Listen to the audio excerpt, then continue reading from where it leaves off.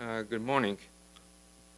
First of all, I would like to give my gratitude to the organizer of this conference, Professor Kihara, and his assistant, Drs. Mura and Ja, for giving me such a great opportunity.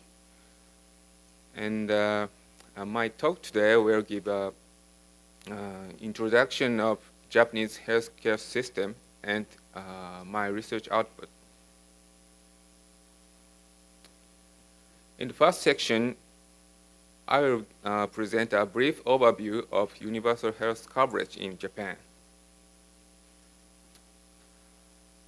This figure shows three dimensions of universal health coverage as a conceptual framework proposed by WHO.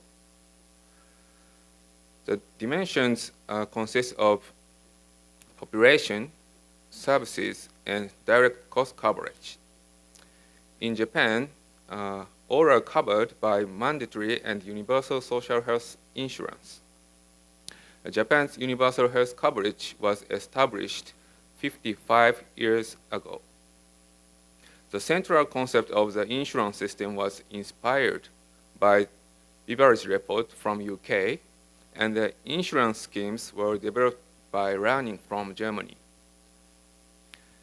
The Japanese universal health coverage has a wide cover range, including inpatient care, outpatient care, prescribed drug, and dental care. Direct cost coverage law is based on age and income. Co-insurance is 30% for majority and 10% for people who age 75 years and over. There is out-of-pocket limit and no deductible. In the super-aging society, how to make it sustainable is an important issue.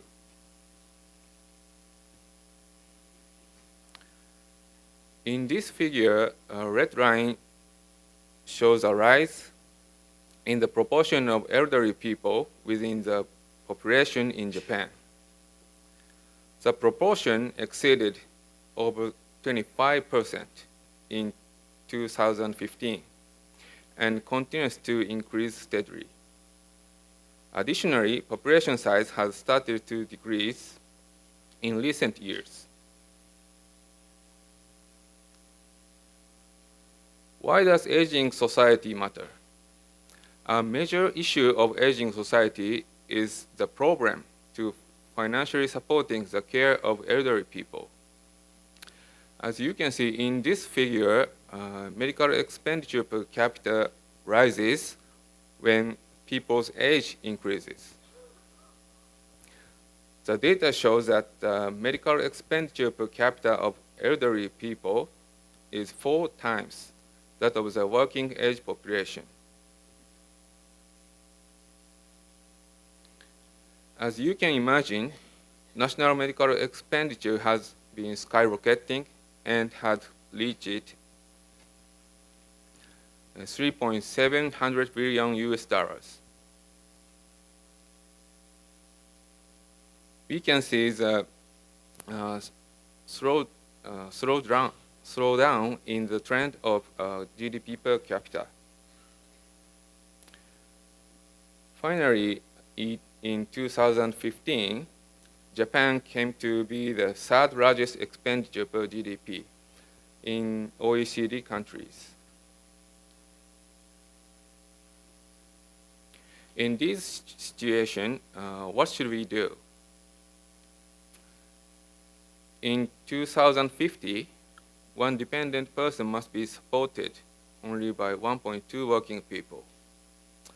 How to achieve Social Security's financial balance is an urgent issue. However, the expenditure growth issue is not new for the Japanese government. In this figure, x-axis shows the proportion of elderly people, and y-axis shows the medical expenditure per GDP in each country. The deep red line shows one in United States. As we can see, the line shows a rapid increase. The blue line shows one in Japan. The moderate trend would be the result of Japanese government's continuous effort. And I would like to introduce health insurance system in Japan. Our insurance system consists of roughly 3 sub-insurance systems: employees insurance, national health insurance, and long-life medical care system. Especially, national health insurance is a key for a universal social insurance system in Japan. And enrollees consist of self-employed, farmers, non-regular employee, unemployed, retired person, and foreign exchange students. As for NHIs, there are 1,716 insurers run by municipalities. And some of them are very small scale. Therefore, many national health insurances are facing with financial difficulties. And then, in recent, each prefecture government decided to merge NHIs in 2018 to obtain scale merit. However, I think these mergers will not provide a fundamental solution, because some prefectures will still suffer from these financial difficulties. When we think about sustainability of NHIs, we need to pay attention not only at national level, but also at municipal level.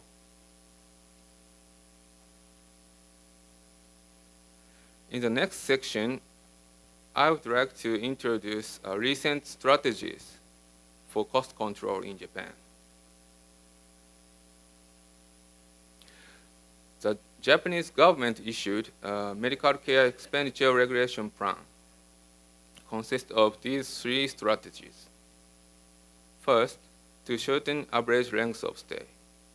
Second, to decrease of risk factors of lifestyle diseases. Third, the promotion of the use of generic drugs. I would like to introduce these 3 in turn. First strategy is shorten average length of stay. Japanese government introduced the prospective payment system with diagnosis-related groups. And the specific thing is that it is a per diem payment system and is based on diagnostic procedure combination. According to our research from our department, this payment system significantly reduces length of stay. However, some patients stay in the hospital still longer because of clinical and social reasons. Therefore, differentiation and coordination of medical functions is considered to be more important.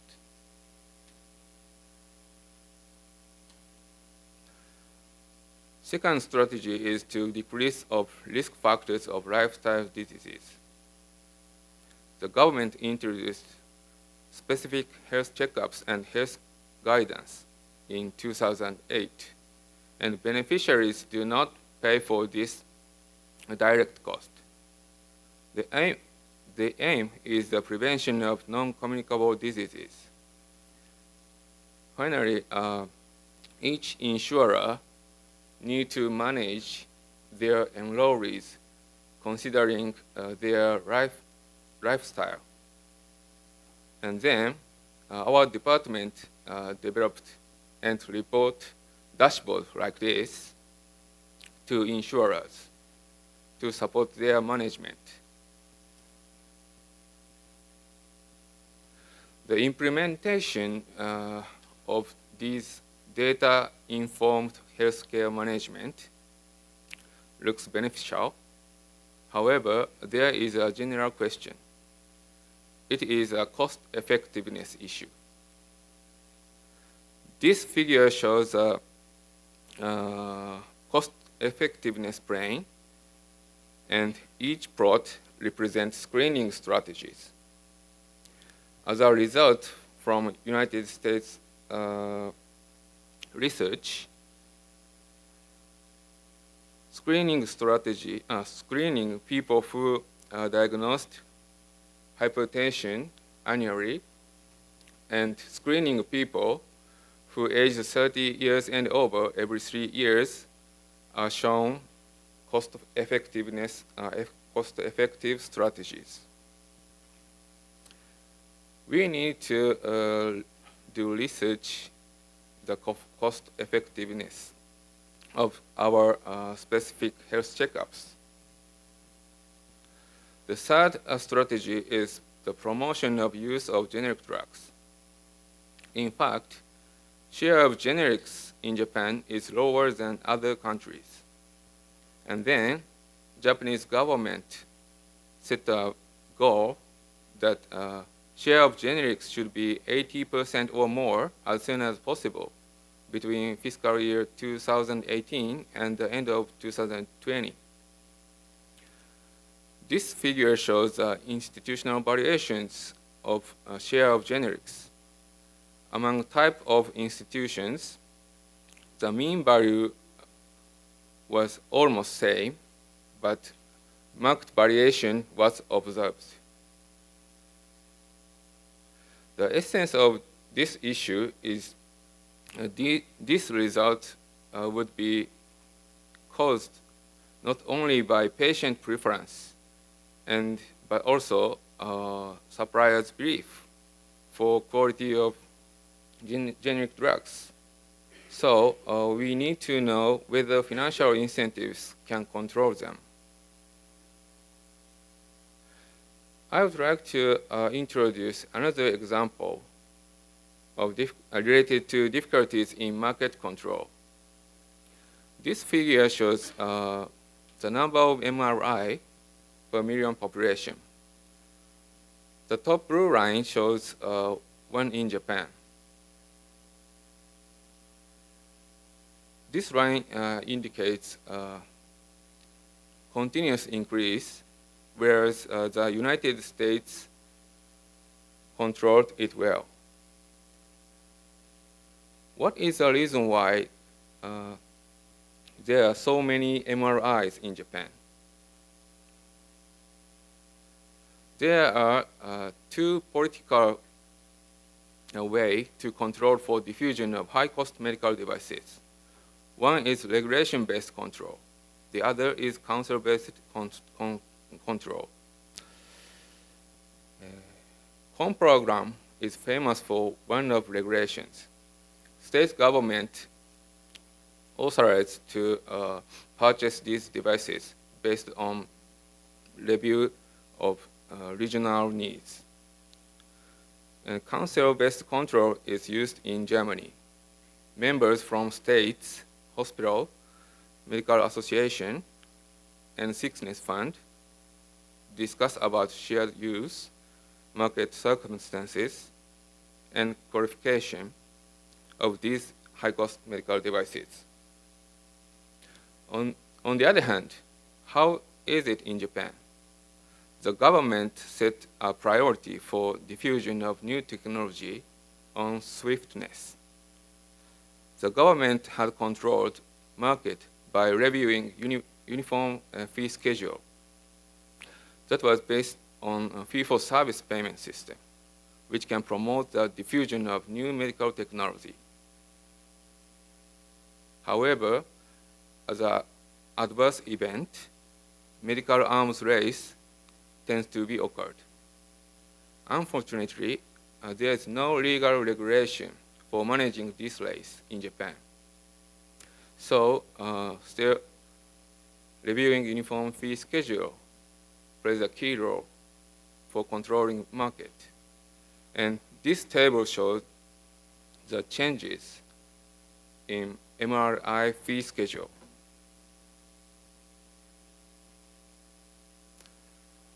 I explained these three cost control strategies, and I would like to emphasize that policy evaluation of these cost control strategies is needed. The objective of the next part of this presentation is to introduce the Japanese health delivery system by presenting research results that address these three relationships in turn. I would like to introduce each of these relationships in this figure in turn. First, quality and cost. Second, quality and access. And third, cost and access. Let's move on to research output. First, we investigated the relationship between readmission rate as a quality measure and length of stay as a cost measure. This slide shows the distribution of length of stay in acute ischemic stroke patients. As a result, the mean length of stay in Japan was significantly longer than that of United States. However, even though length of stay is extremely long,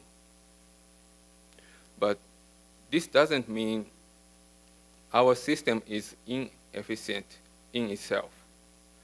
Please take a look at this figure. X-axis shows the length of stay, and Y-axis shows readmission rate. And each dot presents countries. The length of stay in Japan is comparatively longer than other developed countries, but readmission rates are lower.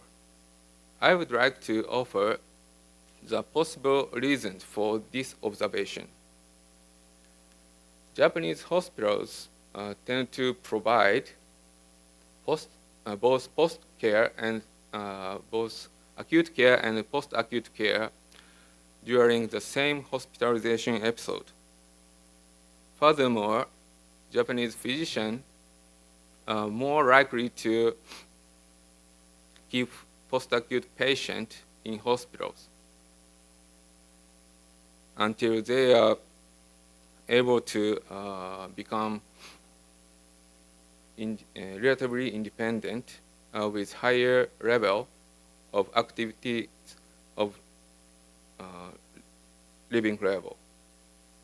Therefore, the Japanese healthcare delivery system may be considered inefficient because of a one-stop care delivery policy. Second relationship is between quality of care and access to care. Generally speaking, the physician workforce in Japan is quite low compared with any other OECD countries. For example, physicians per 1,000 population is 2.2 in Japan, whereas OECD average is 3.2. Furthermore, there are over 8,000 hospitals in Japan. Therefore, the number of physicians per hospital is considerably low. However, whether this causes lower quality of care has yet to be investigated in Japan. This slide shows that there is a twofold difference between the highest and lowest numbers of physicians among prefectures. And the fact is neither objectively good nor bad in itself. It is not the degree of difference that is important, but how that difference affects the quality of care, that matters. This figure shows distribution of in-hospital mortality in ischemic stroke patients between Japan and United States.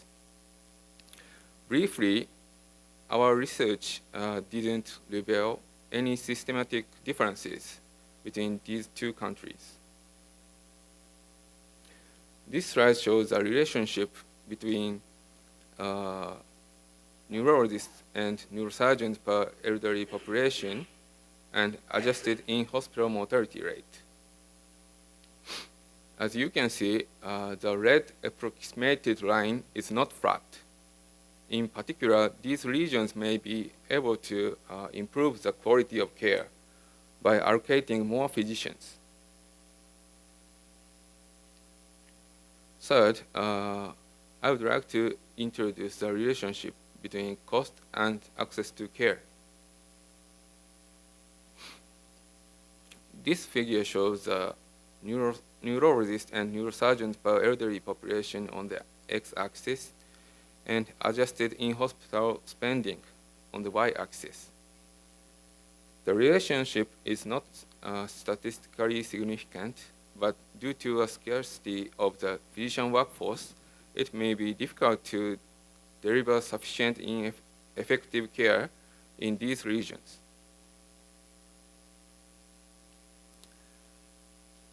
As a conclusion of this series of studies, I would like to recap these 3 points. First, hospital stay durations in Japan are relatively long, but readmission rates are relatively low. Second, in-hospital mortality rate is not high, but some regions with insufficient number of physicians may benefit from further improvement. Third, lower cost is not necessarily better under the same system. The possibility of more care, better outcomes should be investigated further in the context of the Japanese healthcare system.